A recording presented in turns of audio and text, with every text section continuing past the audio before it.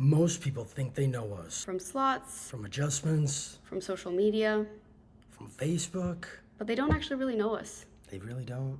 So we're here to fill in those gaps. Heck yeah. This is our first episode to our podcast, The Sip Effect. Haha, yes it is. And today we're going to share a number of things of who we are, what we do, how we began doing what we do, and so on and so forth. Coming from regular people to creating viral pages. Millions of views. So Actually billions of views. by now, yeah, between you and me, Yeah, billions of views. the power of social media. Absolutely insane. So let's dive in. We're going to start off with how we met.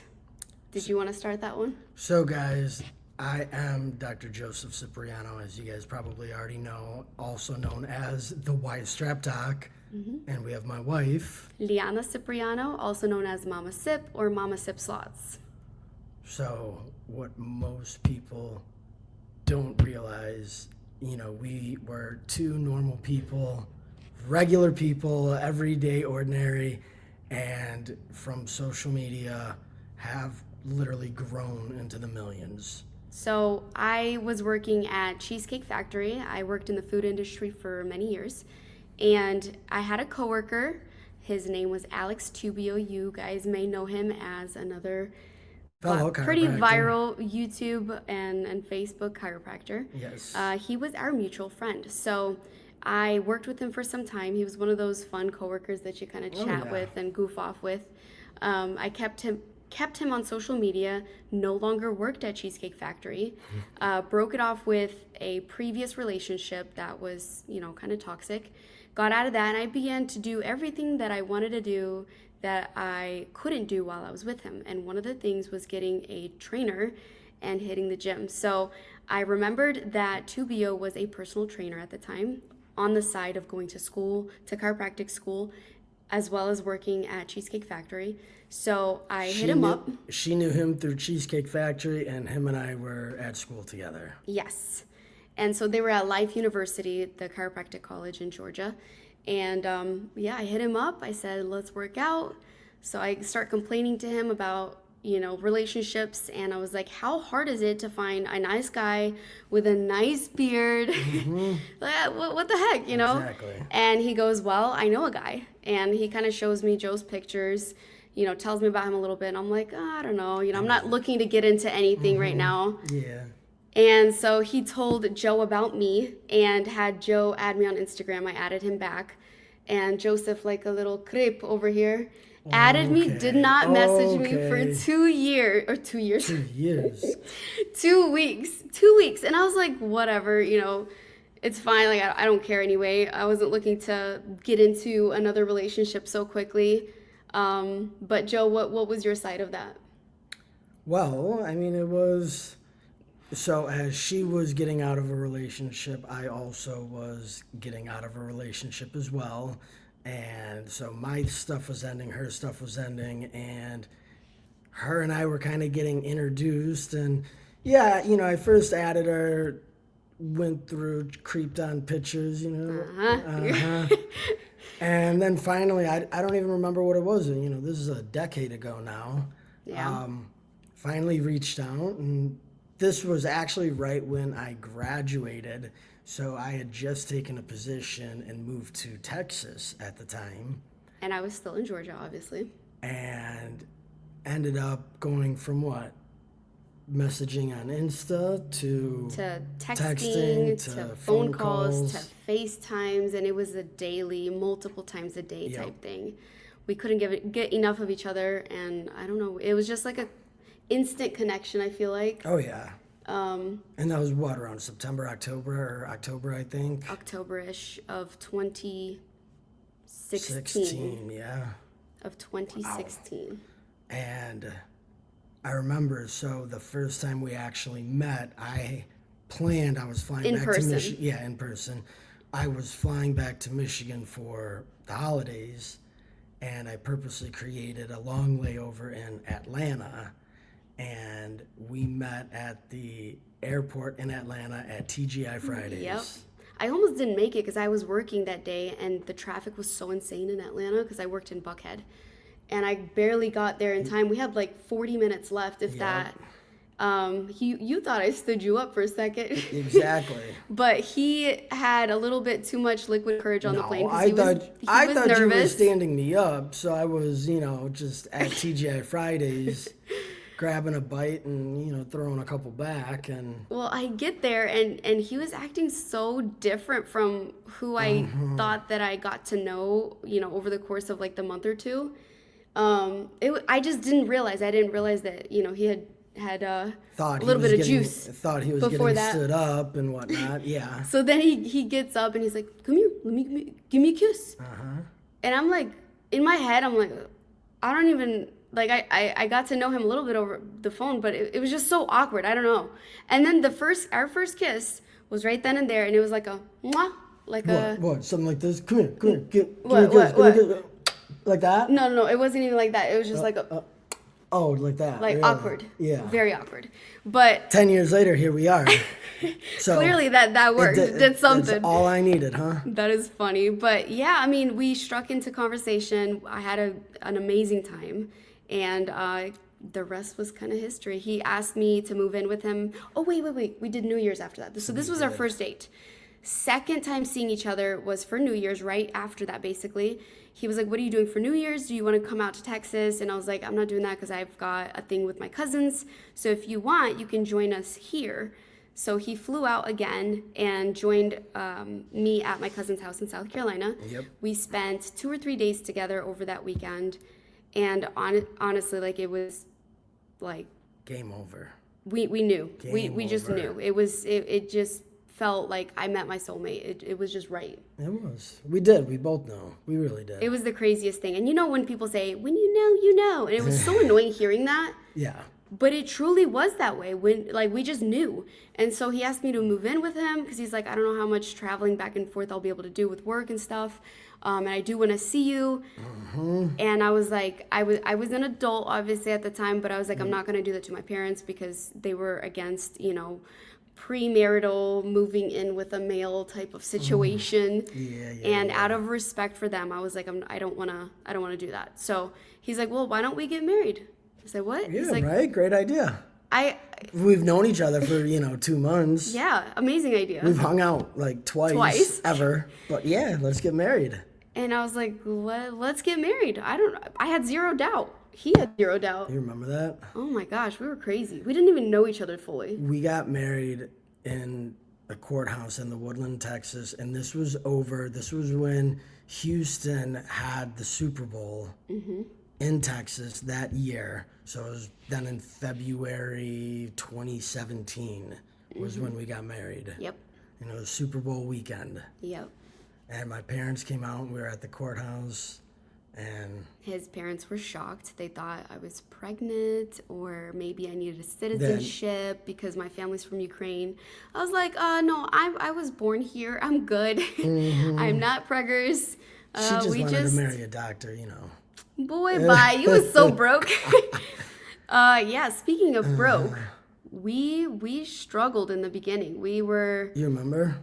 Gosh, we would pay our bills. We would top out our credit cards, on all the things that we needed to pay off, and then we were left with nothing. So I remember at some point scrapping through the car looking for change to buy a $5 pizza. Yeah. Because we didn't know how we're going to eat dinner. I mean, we're like, we've got nothing to our name. We're not going to ask family because, you don't... No, yeah, you don't, not right then. You just don't want to do that. And then we MacGyvered our journey.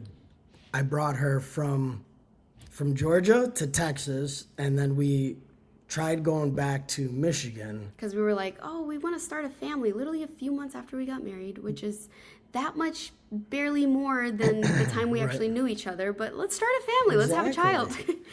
And we're like, we want to be closer to family. All of his is in Michigan. I didn't want to go back to Georgia at the time.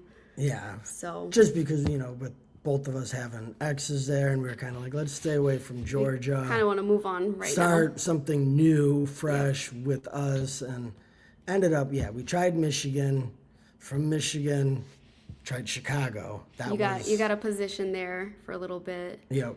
but it was so brutally cold. And by It this was her time, first time doing a real winter. that in the was a north. real winter. Like, you're cold to the bone. You remember that? Oh my gosh. But at this time, when we just moved to Chicago, I was like 7, 8 months pregnant. And, we were too broke to. No, that was when we left. You were. Oh, we moved there when I was like 6 months, I think. We only lasted was a lot smaller. few months, and we left because we had Angelo You're right. in South Carolina. You're right. In Spartanburg. There you go. So, yeah, I mean, living there, that was different, very different. Short period of time. So, you guys know us, you guys know me from South Carolina, and this is now when we moved into South Carolina. But before we did, I was going to dive into how we had one vehicle. We shared one vehicle in Chicago. Yep. And he worked a lot of times because they would like send him out to different spots. Yep. He worked all over the city. So I couldn't, I couldn't afford an Uber every single time to work. So I walked. And I was like slipping on ice. I'm pregnant. Walking to work, it was like 4 blocks away or something at the time. I remember that. That was fun. Yeah, no, it was miserable. So by month 8, 3 weeks before I gave birth, I was like, Joe, I really can't do this anymore. I can't. We lived in a crappy little apartment. It was a garden apartment. Basement unit, basically. Which kept getting flooded because there was somebody on the 3rd floor that kept leaving their bathtub on. Yep. It was and all the water would come right down Yep. to us. Then we found mold. Like, it was a whole situation. So, needless to say, we moved to South Carolina, move in with my sister. He had to start from scratch looking for a job. We had nothing. We got accepted for food stamps and... You remember that? Yep. And WIC. So we were getting help from that. And then my sister asked for a measly $300 for rent monthly, and we couldn't even afford that. So it was definitely... Now, here's the kicker. Here's where everything started. We would go on a nightly walk. Yep. Every night we sat there and we talked about our future. Well, we didn't sit, we walked. Sorry, you're right. We walked and talked about our future and how we were going to change our future. Yep. We didn't know how. We didn't know it was going to be social media. We had no idea. But we knew we were going to change something. We knew we were going to eventually flourish.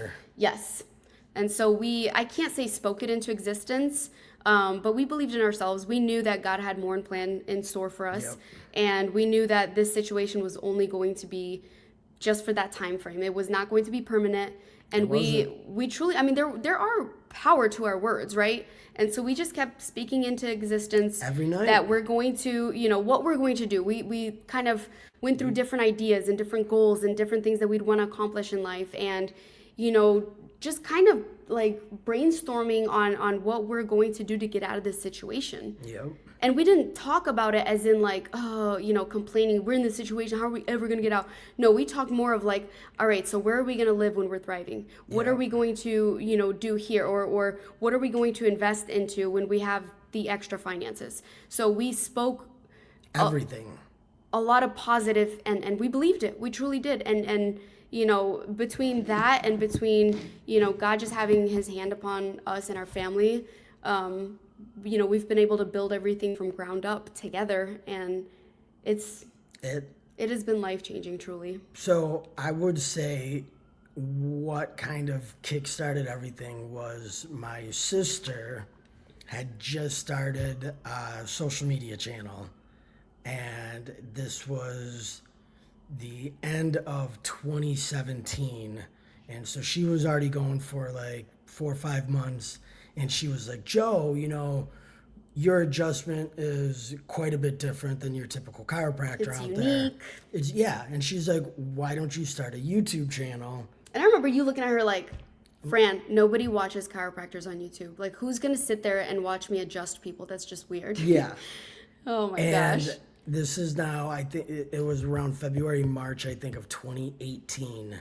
And I started a YouTube channel, Dr. Joseph Cipriano. And we literally pulled on an iPhone. I had not good quality either. Terrible. Oh, it was brutal. You look back at old videos, I mean, they're rough, but... You were adjusting people in the woods, at the parks, like a creep, man.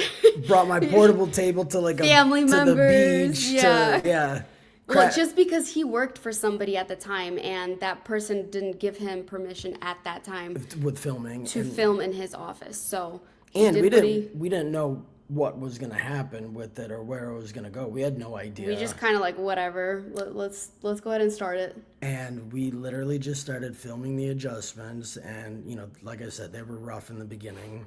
Not that the adjustment was bad, the filming, the quality, all of that was just beyond awful, but we just kept going and going, and it was hilarious. It was like 4 or 5 videos in, and then boom, it just... He took off. He took off. And literally, it was like everything that we were on our walks and talking about were starting to get put into effect. Yep. And we were like, holy crap, is this real life? And I still remember the turning point, the first big YouTube check when it was coming, and then the office where I was at gave me an ultimatum and said, you need to either bring us, like that company, into your YouTube videos, or you need to stop YouTube. Well, at first you were like, hey, can I see patients, from my YouTube channel or my Facebook that are messaging me for adjustments in this office? And they're like, yeah, bring them in. And so you got rights to film them and whatnot in their office, which was nice. But then they began to act really like just sketchy, and they were asking for younger patients with better older patients with better insurance. Correct. They were pushing things that weren't necessary. And I'm sorry, but we're honest people. And to him, it was very, very upsetting. He's like, I'm not doing this. The practice had obviously a chiropractor, a physical therapist, a nurse practitioner, and so it's kind of like a trifecta. You went, you saw the chiro, you did some physical therapy, you might have gotten some injections done, and then you were on your way, maybe a massage, and so you utilized insurance. It was a very profitable practice, it really was, but people, when they saw the videos, they came to see me and get adjusted by me. They were coming for the cash pay, come in, get adjusted. And it was a different setup with that office where they're looking for your typical 2 to 3 time a week patient coming in, getting the whole process done. And yeah, that's not... Where the patients that were traveling in to see you, they just wanted to see you for the adjustment, and that was it. Yep. So working for that company, then they began to get greedy, asking for better insurance patients, things like that. He's like, I can't control that. I'm not going to even try. Yeah. Then they gave him the ultimatum of tie our business in or close off your YouTube channel. And that weekend... Tell it, baby. He got his first $10,000 check from YouTube for the month. For the month. That month made $10,000. And to us, that was life-changing money at the time. So to put things into perspective, I was a chiropractor managing the office, and I was making $65K a year. So if you break that down, my $10,000 I just got from YouTube would equate to $120,000 for the year if I kept that $10K a month every month. So I was like, oh my gosh, YouTube is paying me more than this actual 40, 50 hour a week position. Where you got, not treated the best, overworked, things like that. So I looked at that, and they told me on a Friday that evening, we went right to LoopNet and started looking for an office space. Yep. And we locked down in Spartanburg in South Carolina. And I told them on Monday, or maybe even Saturday, I was like, I'm done. And that was it. I upped and quit that quickly. And yeah, we had a kid. Oh, I had health insurance too. My parents were flipping out. They're like, 401k, all of it set up. They're like, you guys are nuts. Yeah. How can you just up and leave a paying position? I mean, at first you even looked at me. You're like, what do I do? And he's like, should I quit? I said, whatever you decide, I am with you. But you're never going to get ahead, truly ahead with working for somebody. Yep. So if you have the opportunity and you have patients hitting you up left and right, you clearly have business. You have business already at the door. Get yourself that unit. I will back you with whatever it is. So when his parents hit us up, they were thought yelling we at were both of nuts. us. Yeah. What is wrong with you? You have a child. That was a stable job, a paycheck coming in every month. You don't know how YouTube is going to go, which understandable because Yeah. social media in general has blown up over the course of the last 10 years or so. Yeah. And that was fairly new. And, you know, I don't know, we were willing to take the risk because without risk, you want comfort, that's fine, but you are giving up growth. Yeah. But you take risk and, you're giving potential to much growth. Yes, failure will come along with that. And we've seen, we've had our failure. enough share of failure over the years. However, those, the risks that we did take that didn't fail have panned out, in our favor and have bettered our life and our kids' life and everything else. So with that being said, yeah, the office I remember getting like a $30 janky, old looking desk, all vintage. Antique store. Yeah. And I was so proud of it. I was like, heck yeah, look at this table we got. This is our office.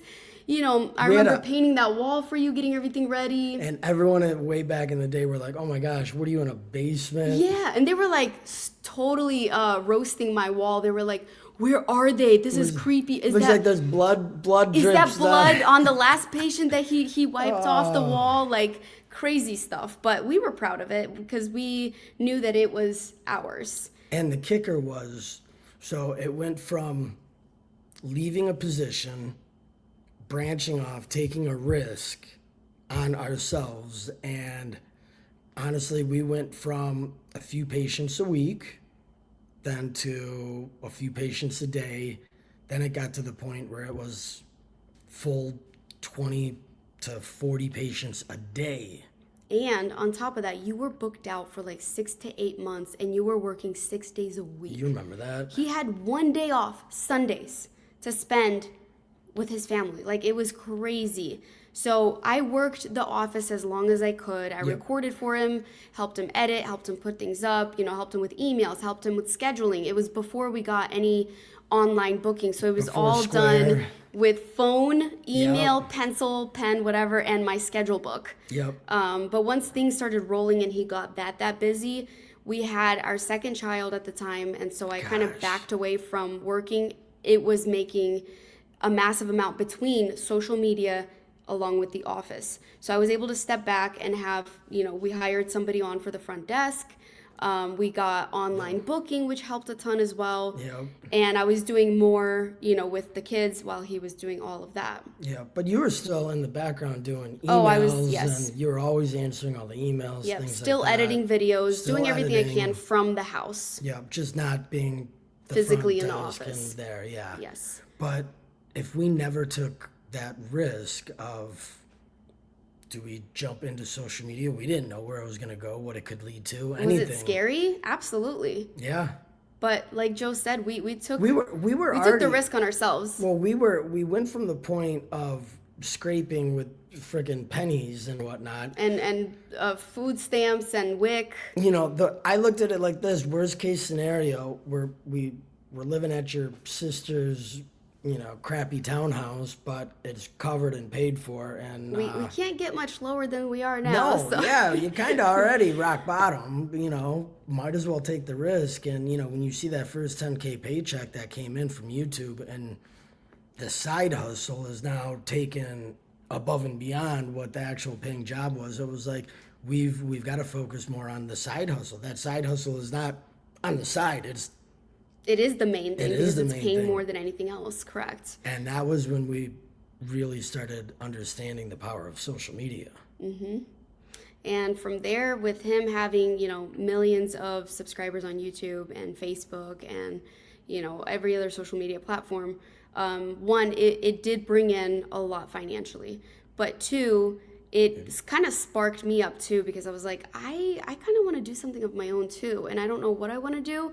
I'm very talented in a lot, but there's nothing that I truly have dived myself into. I'm an artist. I paint, so I posted some of that. She is like a jack of all trades, literally, but never mastered. Never mastered, but was like she can play the piano. She's not phenomenal, but granted, I can't play the piano, so trust me, better than me. Mm-hmm.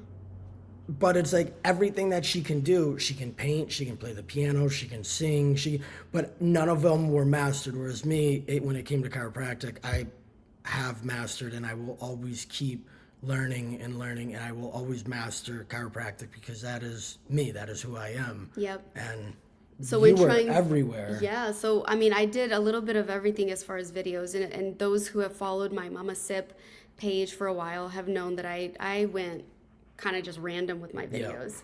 And then we went to the casino, I don't know, once in a while as like a little date away from the kids, just to kind of catch a break. And so, where everyone might not realize watching, but the whole casino thing came about. My sister, the one originally who got me to start social media, she started her social media page like 5 months before me.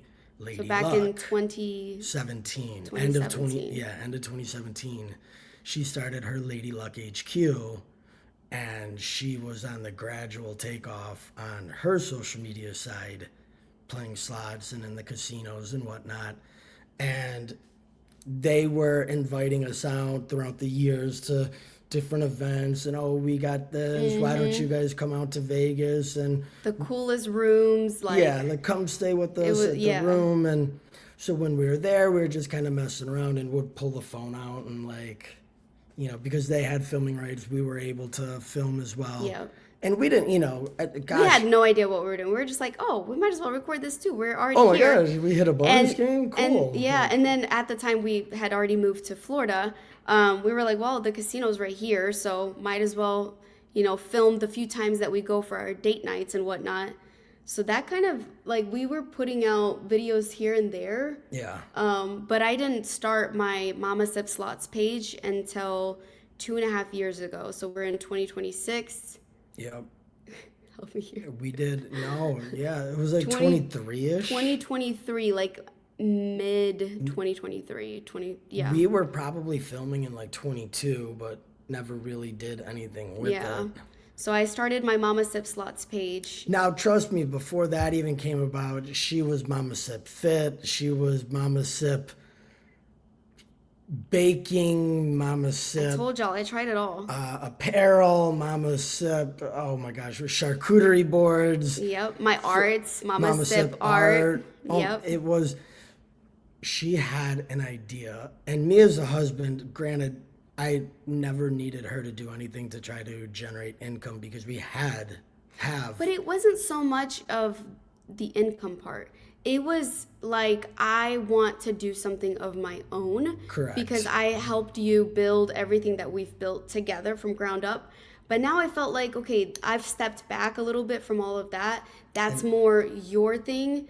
And then, I just felt like I needed something outside of, being a mom and, helping with the editing or the emails. Like, Yeah. I just felt like I needed more in my life. And I didn't have, nor did I want to.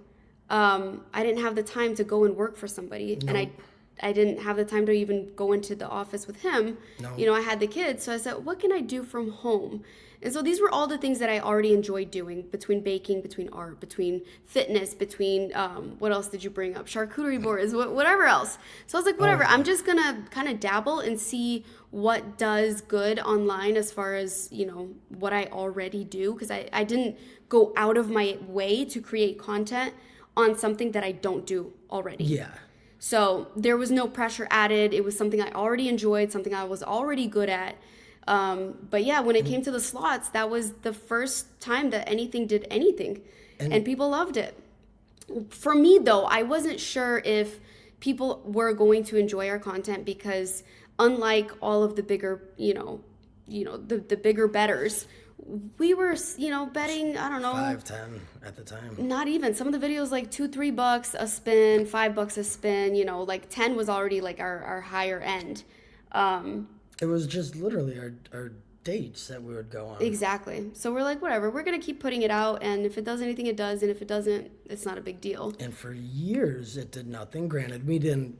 I'd say for like a year and a half, it didn't do anything. And I was like, whatever, I'm just going to keep putting it out here and there. There was points of time when I was pregnant with my third child where I didn't put anything out because I didn't feel good during the pregnancy for like 6 months. Yep. And people were like, "Where'd you go? What happened to you?" So when I finally logged back on, I saw all of these comments and messages, and I was like, "Oh my gosh, people are actually wondering where I am, and they were interested in seeing my content."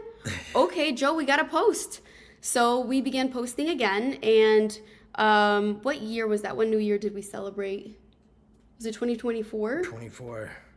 So New Year of 2024. It was December. Right. No, it was December of 24 going into 25. We had like a viral spike. And so I was like, okay, we need to actually get serious about this because this is now becoming a lot more than I ever planned It went becoming. I actually just started it for fun, really just to see if it'll do anything. It was on my page, how it went from quitting my position that I had to opening my own office. It was like the same type of effect in that, granted, it wasn't like you had a position to quit, but it was the same effect, like, holy crap, the social media is now paying a plethora. Yep. We need to hone in and focus and actually do this right. Yep. So, and some wonder like, oh, do you make money off of people? Are people sending you things? Are you supported by the casinos? Are you, like charging people to watch your videos? No, none of the above, actually. Social media, what people don't understand, and trust me, it my parents' generation, I mean, my parents now are finally starting to understand because of me, her, my sister, my brother-in-law, like they're realizing that all it is if you put out content that can generate a lot of views, the advertisements that get pushed in the videos, from like a Google AdSense or Facebook ads, you get a percentage of that coming to you. But now you times that by millions of views in a month. So that's how it makes an income. It's not by people sending us money because people don't, and we would never ask that of anybody because that's just ridiculous. But we've always, done it that way. We've posted, and it's a lot of work, to be honest. It truly is, because it's not a 9 to 5. It's a constant. I try my best to respond to everybody in the comments and whatnot as best I can on my own. I'm not using any kind of AI program or anything like that to help me with that. I actually care about the connections that I've began to, create online. It's become like my online family. Oh, yeah. And I've worked very hard to make it a positive, fun page, and leave a positive impact on people. And yes, as far as, gambling, that is controversial. However, so is chiropractic. You know what? Yes, you're right. You know what I mean? Yes, you're right. Quackery. Exactly. But I've worked very hard to create that, and I see the fruit of it, and I just love what it's become. And I'm truly so grateful. So every time that we hit, a major stepping stone or like a milestone, thank you. You're welcome. I give back. I give back to the community. I give back to, charities. I'll go to foster homes and, things like that. So I've been able to be blessed enough to be able to spread the wealth and spread that joy. And I don't know. You guys have no idea how much joy this has brought me. So yes, it has bettered our lives. And through that, I'm able to better others. Exactly. So that's when, it literally started. 2 regular everyday people, just an ordinary typical chiropractor and my beautiful housewife and literally the power of social media, and then just putting content out there. And everyone always asks or talks about, oh, I want to be a content creator, but they don't realize how much work goes into it, and a lot of people give up. They keep posting and they think that their stuff is just going to take off just like that, not wanting to put in the time and the effort. But it's a lot of time and a lot of effort. Luckily, so when I got started back in 2018, I'm not going to lie, it was like 5 videos and bam, I went viral. You got like, that doesn't happen. Like, that's not even luck. That's all God. That's just blessings. What people don't realize, so from 2018 when I started, I reached 1 million subscribers in under a year on my YouTube. Like, that's insane. I went faster than any channel out there. I might not anymore, obviously now, but at the time, I hit 1 million faster than Mr. Beast. I hit 1 million faster than PewDiePie. literally, I went viral so quick. And it's so funny because there were so many chiropractors who, because what he does is controversial.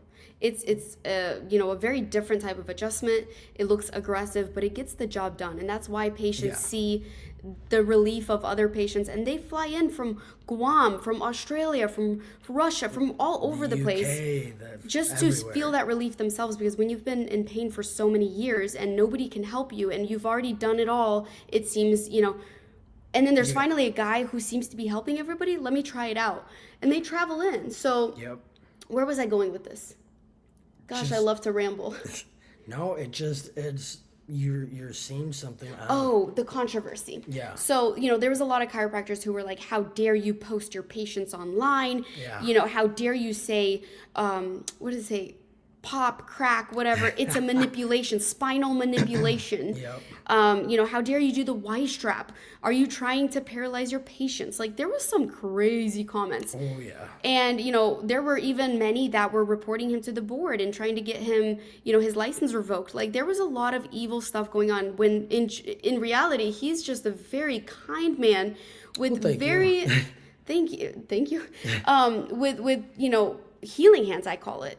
I truly, I don't know, but it's a gift. It's a gift. And, every patient that comes in through his door, he talks to them and he listens and he tries to understand. Yeah. And then he does as best as he can. And I've seen people walk in and they are rude in the beginning by the front desk. Like when I was in, they would be super rude because they're in pain. And then they leave? And they leave and they're like so happy and light. And I'm like, what happened in there? And he's like, they felt that much better. Yep. Like, it's giving me goosebumps right now. But truly, like, it's amazing to see the impact that, his work has done for many lives. Like, I'm literally tearing up. It means a lot to me to see how many people's lives have been bettered through his hands. And so seeing people, like, show so much hate, it was pretty disheartening. I'm not going to lie. Oh, yeah. But the funny part about that was that the people that came at him and were, saying all of this crap, because his videos went so viral, he had so many people asking their doctors, their chiropractors, do you do this? Can I get the Y strap? Blah, blah, blah. And they started getting so many that there were a lot that started doing it themselves. And then they emailed him later and they were like, I want to apologize. I went at you, blah, blah, blah. But I had so many people walking in through the door asking for it. I had to get one and try it out. And the relief that my patients are seeing and the amount of... The results. Yeah, they great spoke results. For themselves. Yes. And so they thanked him and they apologized. So that was crazy to see. In all honesty, I literally changed the world when it comes to chiropractic. Everybody and their mama started posting chiro videos after that. And now you see... There's a plethora. And it all began... Hundreds and hundreds of creators now. Yep. And it literally started because of me. And... Actually, I still find it funny to the day on how I would title my videos. And then you'd see everybody else titling that exact same way with the little stars, the asterisks or what are they called? The asterisks, yeah. The capital, the lowercase. Like he did all kinds of crazy stuff just to like make the title catchy and whatnot. And you would see everybody starting to copy the way he would do his thumbnails. It's just funny. It was definitely a trendsetter in that. There was only like 2 other pages that were semi-big at the time of chiropractic pages. Yeah. And now there's literally hundreds. Yeah. Hundreds. Thousands even. But with all of that being said, again, with our story, we went through years of nothing. We went through years of hardship and we didn't let it get us down. We believed that we would get out of that. We would thrive. We would flourish. We would pray over it. We set our goals. We set our plans. We put it into existence. We didn't know how it was going to happen, but we knew it was going to happen. And who would have thunk? Who would have thunk it? Who would have thunk? Social media. Yep. So we decided to start this podcast, The Sip Effect. Yes. To talk about everything under the sun, but we wanted to start this first podcast to kind of introduce ourselves in that way and share our story. Bring the start of mine and then bring the start of yours. Yes. Now, granted, keeping things going and whatnot, there's a million episodes we can go and dive We into. can dive into that more. Let us know in the comments, on what you guys would want us to dive into. Oh, yeah. And what you'd like to learn about or whatnot. And we will definitely do a few episodes like that. Before we conclude our first episode here, I just wanted to let you guys know that if you have something that you enjoy doing, a hobby, something you're good at, even the wildest things that you don't Yep. think anybody would watch, Oh my film it, gosh. put it out. I promise you, it could be, I won't say it will be because not everybody takes off, but it could be life changing. Could be the next Mr. Beast. I mean, you never know. You don't. And if it does nothing, okay, either stick to it for a couple of years or try something else that you already enjoy doing. But in general, social media is where it's at nowadays, and you see, between No risk, no reward. absolutely. And then if you do have a business of your own, the best way to grow it is through social media. Take 100%. videos of what you do, put it out there. You will gain customers or patients or clients or whatever else on top of potentially making an income online. Exactly. So Instead hopefully of this paying was a little for ads, they're paying you. exactly. So hopefully this was inspirational to you guys, and thanks for listening. Yeah, we will dive into so much more in growth and each channel Yes. individually. Stick around for all the good stuff. Yes. And all the juicy stuff too. Oh, there's a ton. Ooh. This was the sip effect.